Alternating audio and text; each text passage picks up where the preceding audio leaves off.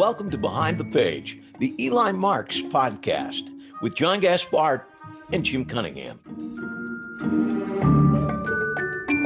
Hey, Jim. Hey, John, how are you? I'm good. Episode 7. Chapter 6. Yep. So you lost $5. We made it this far.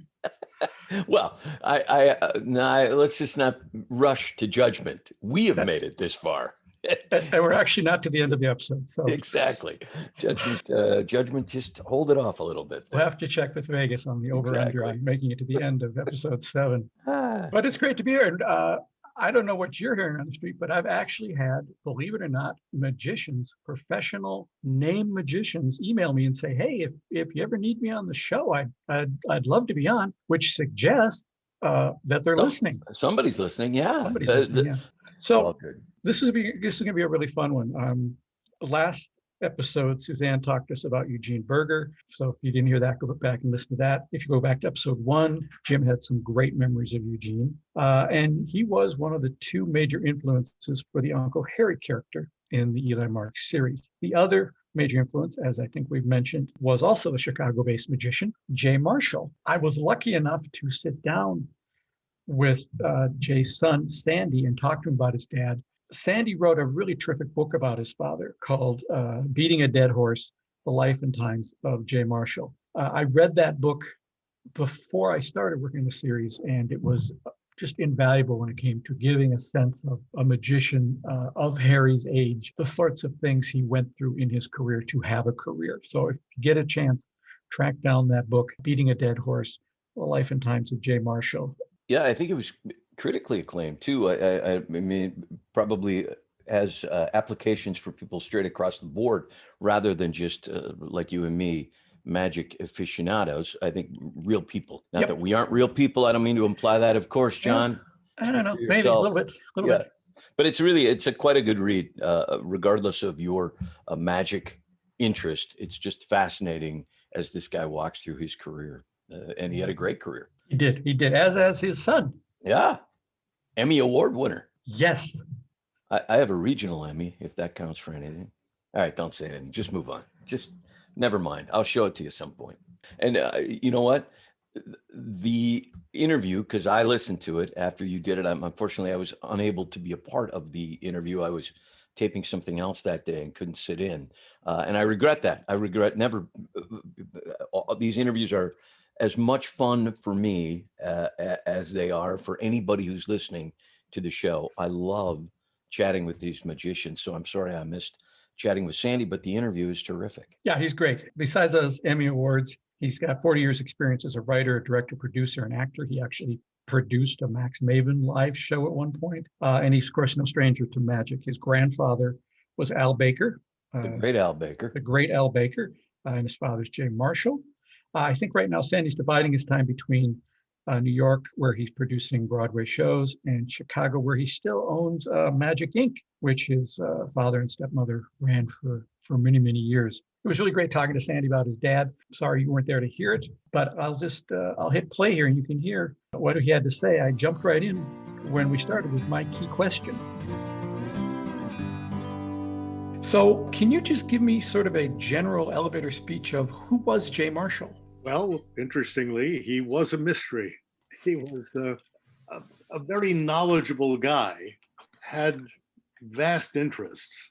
He was someone who knew a lot about almost everything. He was probably at the time the most knowledgeable person on the subject of magic in the English-speaking world. He was an unusual man, to be sure. If you Google Jay Marshall, you'll often see him with a character named Lefty. Can you explain to the audience who Lefty was? Well, Lefty was his glove puppet partner, who started out as a khaki army glove during World War II, and after he left the army, it became a white glove, and then at the suggestion of a friend, a fellow vaudeville artist, he said, Jay, you're a magician. Rabbits get pulled out of hats. You should make that glove a rabbit. And my dad knew a good idea when he heard it. And the next day, Lefty became a rabbit, and he noticed a difference in the reaction of the audience immediately. And Lefty the rabbit is kind of my younger brother, I guess. Not unlike Candice Bergen Yeah, and her relationship with her father's events. Yeah. right. We were friends as kids because my grandfather Al Baker was a famous magician as well, and he used to come over and visit Al Baker, and Candice and I used to play together. I have to tell you, the first time I visited the Magic Circle in London with my wife and walked up onto the second floor to their little museum gallery they have up there and saw that they had the glove, they had Lefty right there in a display. And I immediately snapped a photo of it and sent it to a magician friend here in Minneapolis and said, my trip's complete. I came all the way to London and I got to see Lefty. So that was really cool. I presented Lefty to them at their centennial on stage to John Fisher, and it was a very moving night because my dad and I were supposed to be there together, and he died 2 months before the centenary. So I presented Lefty, and then I cried. There were 7 Lefties left when Jay died, and my son has one, my nephew has another one, the Magic Circle has one. I've got the last one, the one that was in his pocket. You kind of touched on this a little bit, but what was it that set Jay Marshall apart from other magicians? Well, I think the fact that he was so knowledgeable about magic. I mean, he knew virtually everything about magic, and people would come to him and ask him about it all the time. When I was 15 years old, I invented a coin trick, which I thought was really quite good, and I have fooled magicians with this particular trick over the years, and I still do it.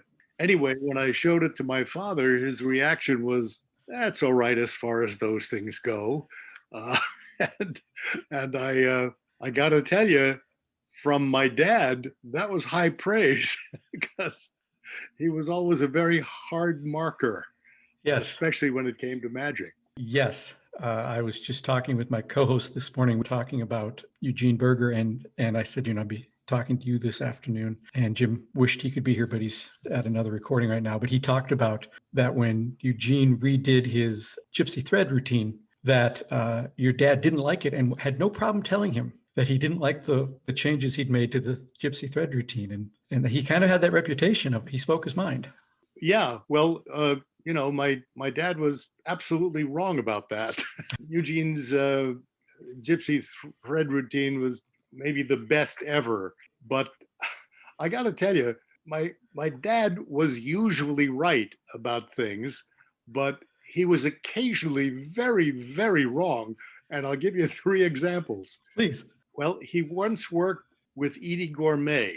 Edie Gourmet was his opening act, and they came to him after the run and said, Mr. Marshall, would you recommend Edie Gourmet? And he didn't think she had the chops.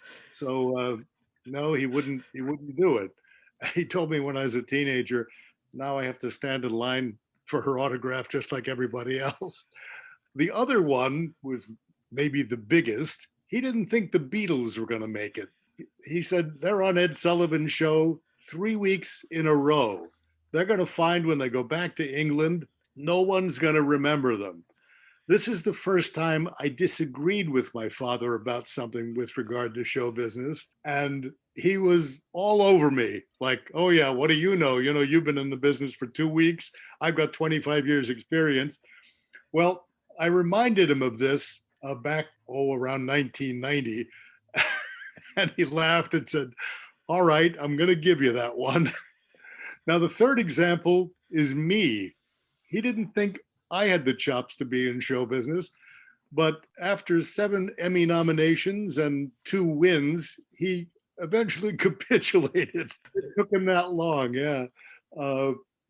We became closer every year. I mean, my dad was known mostly as a magician, but as his good friend Bob Lund said, that's like honoring Joe DiMaggio because he was once married to Marilyn Monroe. I say in my book, my dad, among other things, was not only a magician, but a ventriloquist, a puppeteer, a musician, a writer, magazine editor, publisher, historian, inventor, a jokesmith, balloonologist, fabulist, bibliophile, juggler, wit, Punch and Judy performer, origami aficionado, shipographer, storyteller, and comedian.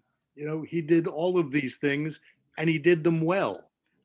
So he was on the Ed Sullivan Show 14 times, 15 if you count the one where they put a show together and he was on with the Beatles, but he never met the Beatles.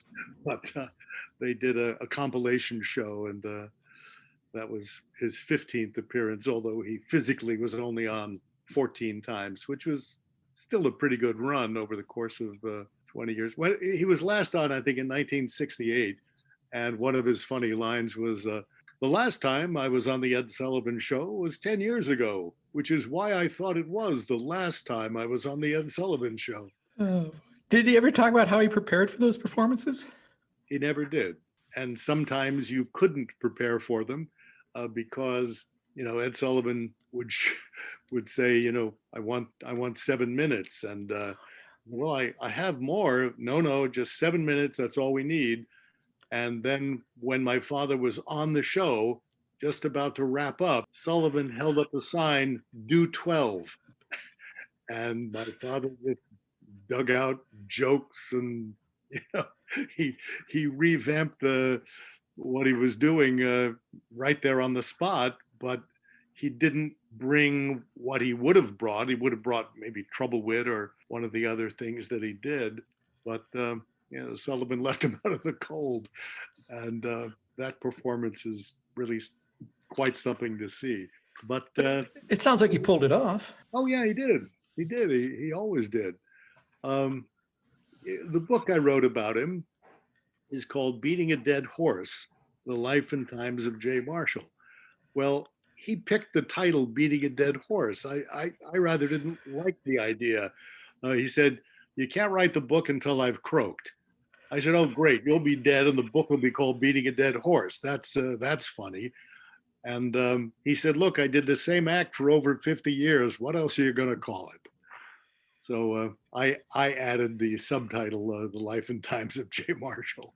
And it did very well. It won the Benjamin Franklin Award for biography, which I think is the only magic-related book to ever have that honor. It took me, I guess, about 4 years to write. And I remember some of it was very difficult to write because I had to open up some walls that I'd closed off in my life.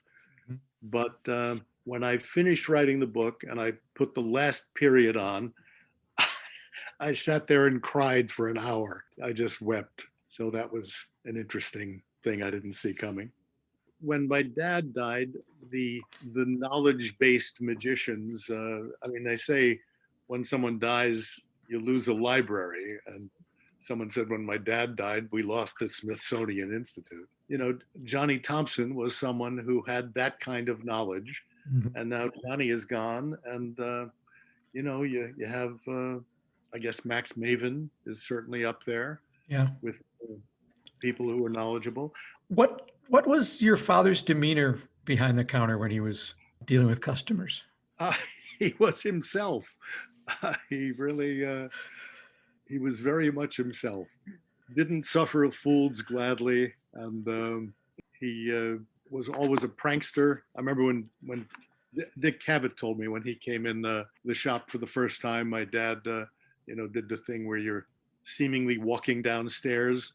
And so he seemingly walked downstairs, vanished from behind the counter, and then seemingly walked upstairs from behind the counter. And Cavett was charmed by that.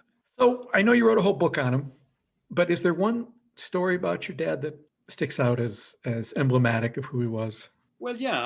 I like, there's a chapter in there called J. Marshall versus the U.S. Army. I sort of like that chapter because it really shows who my dad was. The lieutenants and the sergeants in the Army didn't like my dad very much because he was such a wonderful wise ass, but his fellow dog soldiers adored him wherever he went. He was transferred from one base to another, probably more than any other soldier, because of his, wise ass comments. One that I particularly like was he was at a lecture that soldiers got quite often, and the sergeant was carrying on and looked up and said, "Marshall, is that man next to you sleeping?" And my father looked and says, "Yes, Sergeant, he is." Sergeant said, "Well, wake him up." My father said, "You wake him up. You put him to sleep." So that's who my dad was. And, they threatened to court-martial him for stuff like that 5 separate times. And he beat it every time by saying, "Well, fine, we'll put this in the press and see how well you come out." And so rather than court-martial him, they would transfer him to a different base. And it was something. He wound up being sent in the South Pacific toward the end of the war, and wound up being one of the first Americans in Japan as part of the occupation army when the war ended, and performed for General MacArthur.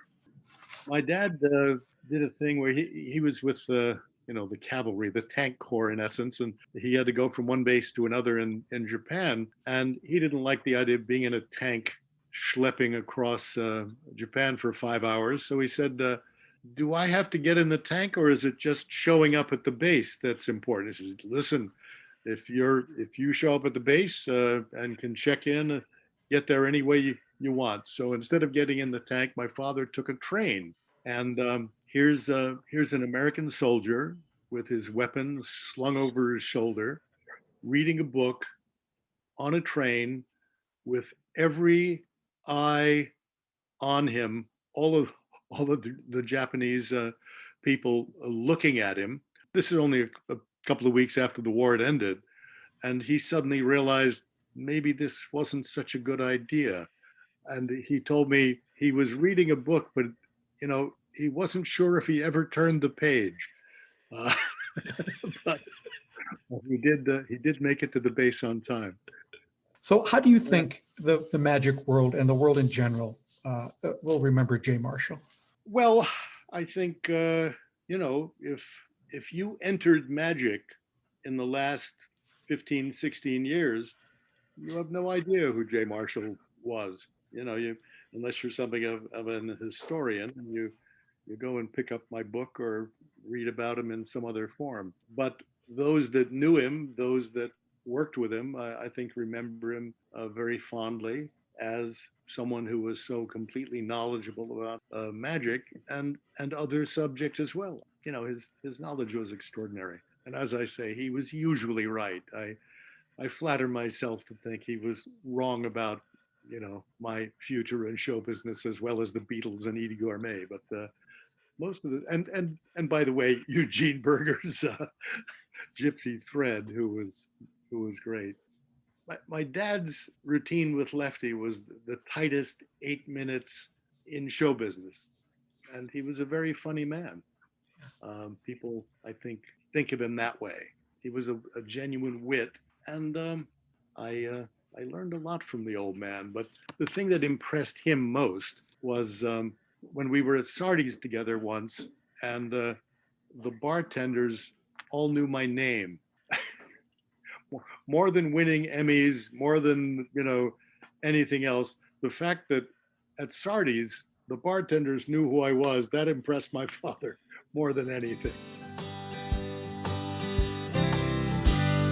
And that was Sandy Marshall with stories about his amazing father. Absolutely terrific. Terrific interview. What a great guy. So when I first went to Chicago to work with Eugene Berger, this would have been 1986, I think.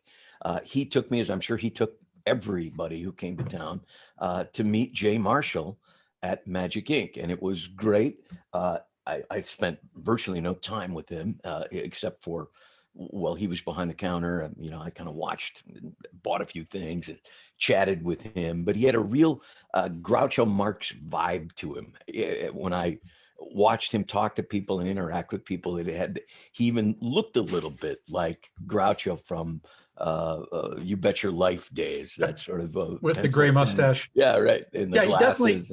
He definitely has that vaudevillian cadence. We've got links in the show notes to him performing on Ed Sullivan and other places, and you definitely will get that vibe from him. Yeah, he was terrific. You think about that sort of the idea that he had, as Sandy said in the interview, the tightest 8 minutes in the business. At that point, that's maybe all you needed, right? Because there was no TV. You were doing your 8 minutes and moving to the next town to do your 8 minutes, and that's what you needed. How'd you like to be on the Ed Sullivan Show and have Ed give you the "I need 5 more" sign? I think I would have just died right there. You know what, Ed? Good luck. Good thing you had it. Yeah, I guess. Had the material to do it. What if I'd be doing knock jokes or something? I don't know what I'd do for 5 minutes if I had to kill on the Ed Sullivan Show. So Jay Marshall, Eugene Berger, both models for Uncle Harry, which brings us back to Eli Marks. The kind of the reason we're here. Can you get us caught up a little bit? I will. Last episode, we heard chapter 5. So before we dive into chapter 6, let's take a quick look back. Eli has just been informed of the death of the mentalist Gray the night before and has been asked to accompany his ex-wife's new husband, homicide detective Fred Hutton, downtown to answer some questions. So we pick up the story as he's heading downtown with the two homicide detectives. Dun, dun, dun. The Ambitious Card, an Eli Marks mystery. Chapter 6.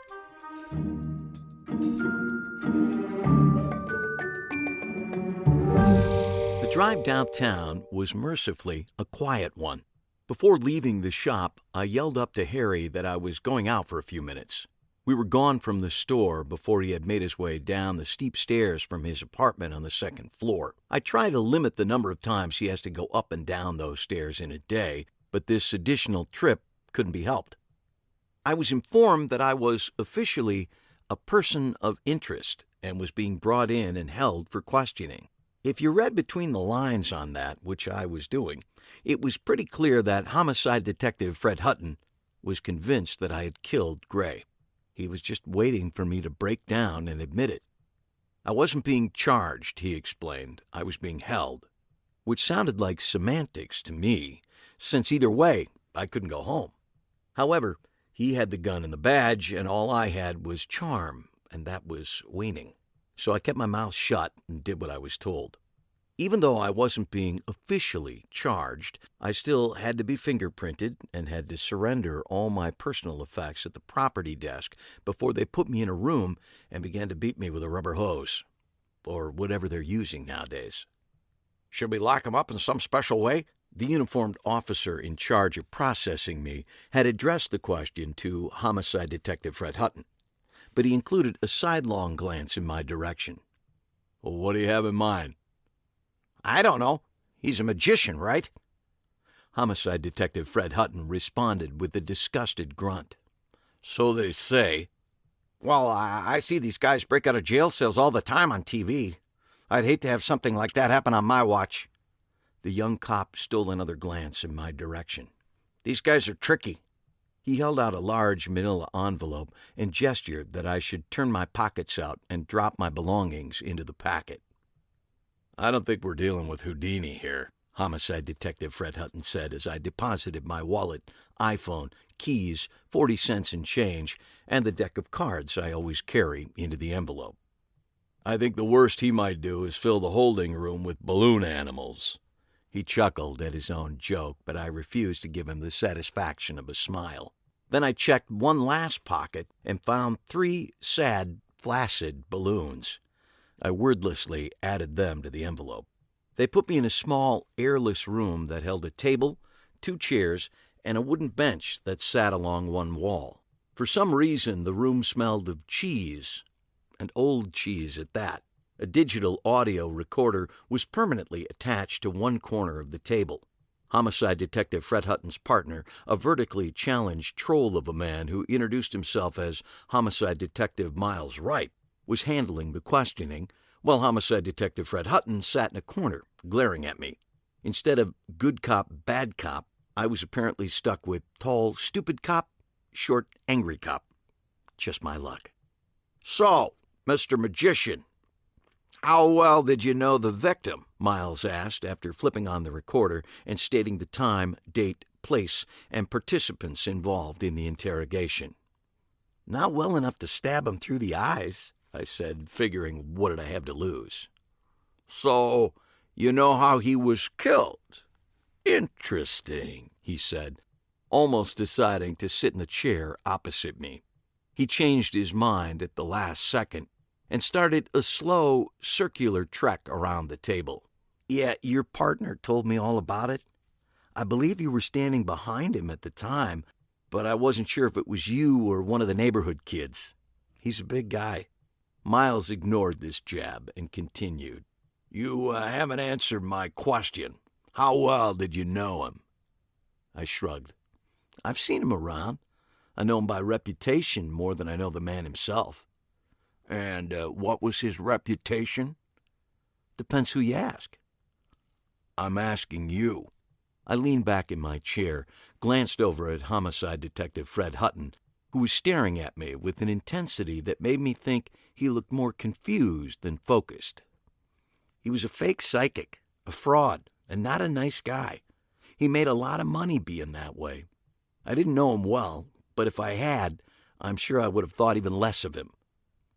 "You have any reason to kill him?" I shook my head. "Actually, it's just the other way around. After what I did to him last night, he had plenty of reason to want to kill me." "Why's that?" "Because I did a fairly good job of taking his act apart, piece by piece, and exposing him for the fraud that he is." Miles didn't reply.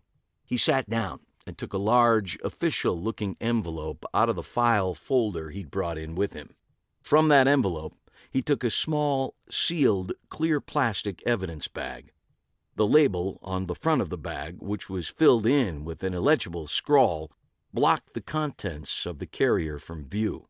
Generating as much drama as he could muster, he slowly swung the bag around, revealing the contents. "Can you identify this?" Once the bag had made its 180-degree orbit, I could finally see inside. It was a playing card, the King of Diamonds by the looks of it, but two things made it initially tough to identify. The first was that the face on the card had a large gash cut through it, but that wasn't the biggest problem. The real impediment was that the face of the card was smeared with what looked to be blood, so much blood that what had once been a stiff playing card was now nearly a mushy mash of pulp. "It appears to be a playing card, a King of Diamonds." Miles let the plastic bag continue to twirl as he held it up. "This card was found on the victim's body. To be more specific, when he was stabbed through the eyes, this card was over one of those eyes, the right eye." He set the clear plastic bag on the table, and the card appeared to ooze a bit as it settled on the flat surface. "What's interesting," he said, "is that the deck of cards you left outside at the property desk matches this design, and it's missing a King of Diamonds." I thought this over before speaking. "I'll ignore for the moment that you've gone through my personal effects, sort of nullifying the concept of personal," I said, looking from Miles to Homicide Detective Fred Hutton and back to Miles again. "I gave Gray that card at the end of my act last night. I put it in his breast pocket. Everybody saw me do it." Miles was about to respond to that when the door to the room opened and the same young uniformed cop from earlier entered. He made a point of not looking at me. Instead, he handed a couple of sheets of paper to Miles, turned on his heels, and walked out. He looked like a man who was delivering bad news and didn't want to stick around to see it presented. Miles paged thoughtfully through the report, taking his time. When he was done, he handed the papers over to Homicide Detective Fred Hutton and turned his attention back to me. "Fingerprint report," he said, leaning back in his chair.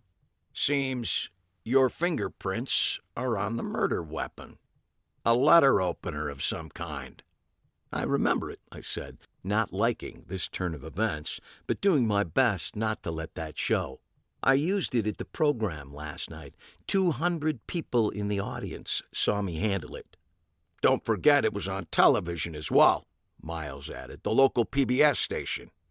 "Well, then, that's at least another 100 witnesses." "And then someone used it to kill Mr. Gray." He looked at me for what felt like a long time, and I did my best to hold his gaze. This stare-down was interrupted when the door to the room opened again, but this time no one came in. From my position, I couldn't see who had opened it. Homicide Detective Fred Hutton looked up, instantly jumped to his feet, and walked out of the room. I heard some feverish whispering outside the door, and a moment later, Homicide Detective Fred Hutton returned. He moved to Miles' side and bent down to whisper in the small man's ear. Miles nodded and followed him out of the room, returning a second later to shut the door. The room was quiet, and I couldn't hear any sounds from outside. Perhaps it was soundproofed. I tapped my fingers on the table for a few seconds, enjoying the room's natural reverberation, and then noticed that the digital audio recorder was still in record mode, with its LCD time counter rolling forward. I glanced at the door and then started to hum a persistent song that had come into my head about an hour before. After a few seconds, I switched from humming to singing, softly, and by the time I finished the second verse and was moving through the third, I was almost a full voice. I drove full-voiced into the fourth and final verse and then listened to the reverb die down after I had finished singing.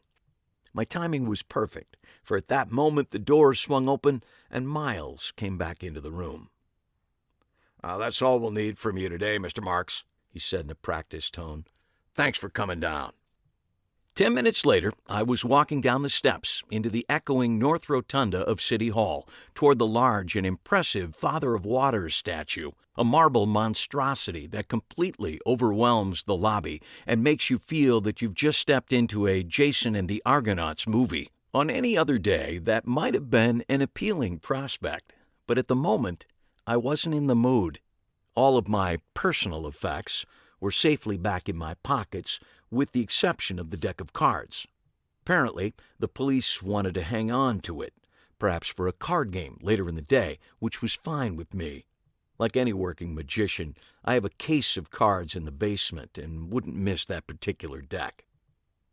I was heading toward the glass revolving doors when I heard the distinctive sharp tip-tap of high heels approaching from behind. I got a whiff of the familiar perfume a nanosecond before she breezed past me. A short blonde whirlwind in a tight blue skirt and matching blazer. "Meet me over at the little wagon," she said in a practiced whisper. "I'll be there in 10 minutes. She made a sudden sharp right turn and headed down a corridor toward the east end of the building. I watched her go for a second and then pushed my way through the revolving door and out into the autumnal sunlight. She had certainly picked a convenient, if not particularly inconspicuous destination. Just a block from City Hall, the Little Wagon is a downtown institution. Perhaps not for its cuisine or atmosphere, but certainly for its longevity. It's gone through several owners in the past few years, but its location, walking distance from the government center, City Hall, and the one remaining daily newspaper, makes it literally the hub of government and journalism in the city. Plus, they make a Reuben sandwich that's almost worth going to jail for. It was still a little early for the lunch crowd, but the place was not completely unpopulated. There were some well-worn regulars in the back corner. As far as I could tell, they were sitting exactly where they had been the last time I'd been here. That was probably 2 years ago. At the bar, 3 guys were vigorously arguing the same side of a political argument, and a David Allan Coe song played through the sound system. I took a table near the wall and spared the ancient waitress, Cora, the obligation of running through the specials, telling her I'd only need a cup of coffee, cream, no sugar. As promised, Deirdre entered 10 minutes later. taking off her sunglasses the moment she walked in. She stood in the doorway for a few moments as her eyes adjusted to the perpetual dim light in the room. I gave an unnecessary wave as there were only 5 customers in the place, and she headed toward my table. While we were married, I had always referred to Deirdre as my beautiful wife, and I kept up the practice after the divorce, just altering it slightly to my beautiful ex-wife. She certainly was that. A standout blonde in a land of blondes. She had an icy coolness that can be both attractive and off-putting, often simultaneously. I'm sure when we were married, people wondered how a no-nonsense gal like Deirdre had ended up with an all-nonsense guy such as me. I've often pondered that myself. "Sorry about that," she said as she sat down, a little breathless. She waved to Cora and gestured to her empty coffee cup. Cora, looking up from her crossword puzzle, made a quick erasure on the newspaper, then headed toward the coffee urn. "Sorry about what?" I asked. "Fred sort of jumped the gun back there," she said, pulling her hair back out of her eyes and depositing her sunglasses into her purse. "I mean, bringing you in and all that." Perhaps he was trying to avoid the appearance of favoritism," I suggested. "How would it look if the assistant DA's ex-husband was given preferential treatment?" "I'm sure there was nothing personal in it," I added, without a trace of conviction in my voice. She looked up, concerned. "You didn't call him that name, did you?" she asked tentatively. "No, I was able to restrain myself." "Good. He hates that name, and using it isn't going to make things go any easier for you." "Ah, yes. That name. Let me explain. Once Deirdre's tawdry and clandestine affair with homicide detective Fred Hutton had come to light, followed quickly by our divorce and her subsequent remarriage, where Deirdre Sutton took on the hysterical, at least to me, hyphenated name of Deirdre Sutton Hutton, I had begun the habit of referring to her new beau not simply as Fred, but instead as Mediocre Fred. The fault is not entirely my own. I blame my Uncle Harry and his love of comedy albums. Throughout his career, Harry had made a point of tracking down the record albums of those comedians he had had the pleasure of performing with, from the well-known to the truly obscure. Harry had worked many of the top nightclubs during the 60s, so as a result, he had a truly massive and impressive comedy album collection. Victor Borge, Shelley Berman, Woody Woodbury, Mort Saul, Henny Youngman, Rodney Dangerfield, even Bill Cosby and Bob Newhart were artists I listened to over and over again as a child. And of course, the Smothers Brothers. One of their songs in particular was a personal favorite of mine, a charming ditty entitled Mediocre Fred. Given the emotionally painful conditions under which I first met homicide detective Fred Hutton, there are a plethora of other names I could have assigned to him. Under the circumstances, he could have done a lot worse than Mediocre Fred. Apparently, though, he disagrees, and it's been the primary sore spot among many sore spots between us. "So, am I an actual suspect in Gray's murder?" I asked, changing the subject and cutting to the chase. Deirdre saw that Cora was approaching, so she held off speaking until after the unsmiling waitress had filled her empty coffee cup, topped off mine, and then returned to her crossword puzzle across the room. Deirdre spoke in a quiet voice, one I hadn't heard in a good long time, as many of the final conversations of our marriage had been pitched at a considerably higher decibel level. "They don't have enough evidence to charge you, at least not yet," she said. "There's no clear motive, and this particular victim was not particularly well liked in either the real estate world or the psychic world. So holding you now could potentially hurt the case, particularly when you consider the personal connection between you and the arresting officer." "And the assistant district attorney," I said, completing the triangle. "Yes," she said, "there is that." "So who else do they suspect?" "Well, now that I've taken you off the short list, at least for the time being, they're beginning to widen the net. We've watched the tape of last night's performance for leads, and they've already talked to Gray's assistant from the show. Apparently, several witnesses saw them having quite the screaming argument in the parking lot around 11. "Which one?" I asked. Which parking lot? Which assistant? Once it registered, the question nearly made Deirdre do a spit take with her coffee, which admittedly would have been a great sight gag, but since I was sitting directly across from her, I'm glad she was able to control the spew. What do you mean, which assistant? She said, coughing a bit and wiping her mouth with her napkin. I watched the tape. There's just the one. The scary dark-haired chick. Nova, I added. Yes, she was on stage with him, but he clearly had another assistant working backstage. Gray was wearing some sort of hidden earpiece and receiving information during the show. How do you think he did the magazine and book bit? Second sight? I don't know, Deirdre shrugged. Mirrors? I said, wagging a finger at her. And you, the ex-wife of a magician, falling for an old routine like that. Deirdre rolled her eyes as she grabbed her purse. She hurriedly burrowed through it and pulled out her cell phone, hitting the speed dial. It's me, she said to whoever answered, although I've a pretty good idea who it was. Gray had 2 assistants, not just the one. Yes, someone backstage. She glanced over at me, then turned her attention back to the phone. I just know, that's all. There's another assistant. She ended the conversation by closing the cell phone, although I think I detected a small voice still coming out of the phone as it was snapped shut. I think you cut him off, I said, holding back a smile. Yeah, probably, she said as she tossed the phone back into her purse. We were both silent for a moment, just looking at each other. I can't say for sure what she was thinking, but I couldn't help wondering what it was that had gotten us to this point, and what I could have done earlier that would have changed the outcome. So they stabbed him in the eyes, she said, breaking my train of thought. That's a little weird, don't you think? Perhaps they're making a point, I suggested. Something about his second sight. Perhaps, she said, taking another sip of her coffee. Or perhaps the killer was referencing the card trick you did with the knife through the King of Diamonds' eyes? Perhaps, I cautiously agreed. She set the cup down and gave me a hard look. I'm not kidding around here, Eli, she said firmly, and neither is homicide. You're a legitimate suspect in this case until... Her voice trailed off. Until I'm not, I said. That's right, she said, until you're not. She finished her coffee in one gulp, and then set the cup back in its saucer and pushed it away. She stood up to leave. One last question, I said.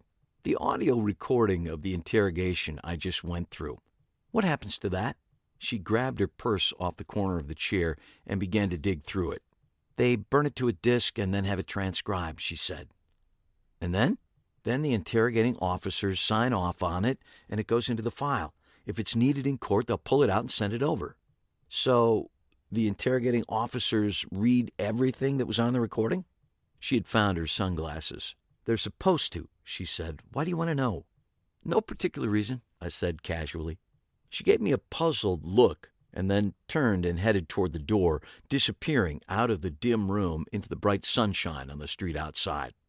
I sat back and sipped my coffee, smiling with the understanding that at some point in the near future, homicide detective Fred Hutton was going to read a transcript of me singing all 4 verses of the Smothers Brothers song, Mediocre Fred.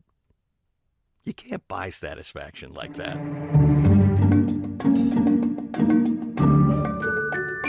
And that's chapter 6. Thank you, Jim. Nice reading. Thank you very much. You know what? Having been reading these books now for these many years, I still have never heard the song Mediocre Fred. That is a tragedy. Don't you think? Let's just do this, because it would be so cool to talk with Tommy Smothers on this podcast about that song, given the fact that it was so much a part of your conception of homicide detective Fred Hutton. So, folks, if you're listening to the show and you know Tommy Smothers, could you get in touch with him and get him to get in touch with us? Because it'd be great to chat with him. That would be fantastic. It's a podcast, folks, podcast land. Do your magic. Yes, 6 degrees of Mediocre Fred. So before we wrap up the show, I want to thank Sandy Marshall for talking to me about his dad, Jay Marshall. Yes, indeed. And I think in the show notes, you're going to find all kinds of great links to Jay Marshall performing, folks, and you ought to watch it because it's great. He's fantastic. And speaking of fantastic, in our next episode, we'll be chatting with the truly great and funny and wonderful David Regal about his experiences in creating and selling magic. Yeah, that was a fun interview. And in the episode after David Regal, we're going to start our 2-part interview with none other than Dick Cavett. Down the line from that, we're going to talk to Julie Eng, Steve Spill, terrific magician, Derek Hughes, Nick DeFat, both very funny guys with Minnesota connections for us, and the incredible John Carney. It's quite a lineup. Yes, and more to come after that we'll be announcing in future episodes. So anyway, we'll see you next time for Chapter 7 of The Ambitious Card. Please give us a rating on whatever platform you're listening to us on. They tell me that's very important, because somehow it tells the algorithms that people are listening and they promote them more. And if you have a chance, leave a review. Absolutely. Only if it's going to be a good review, though. I don't want to hear any crap. No knucklehead comments. I won't stand for it. I won't tolerate rude behavior in a man. And you know what else? You ought to sign up. Click the button, the subscribe button, so that you always get a chance to hear these things.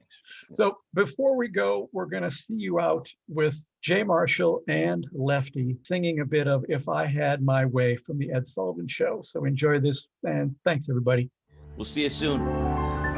If I had my way, dear, go ahead, don't rush.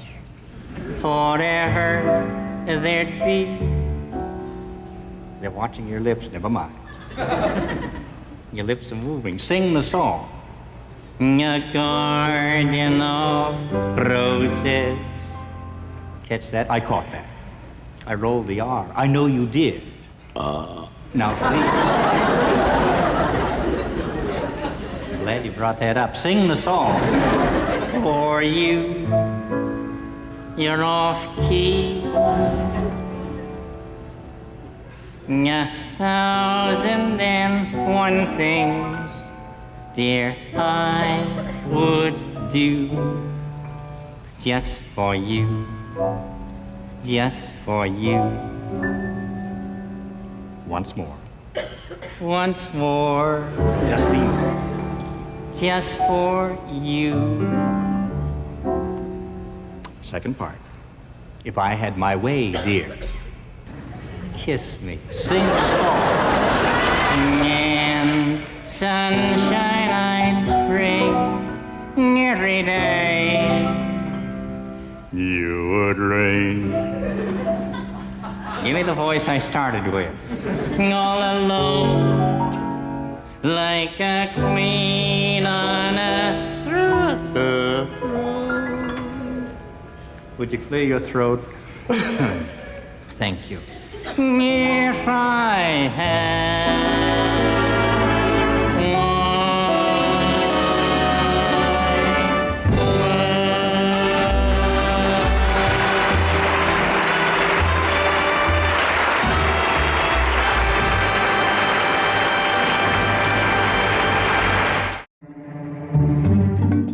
This has been Behind the Page, the Eli Marks podcast, with your hosts, John Gaspard and Jim Cunningham.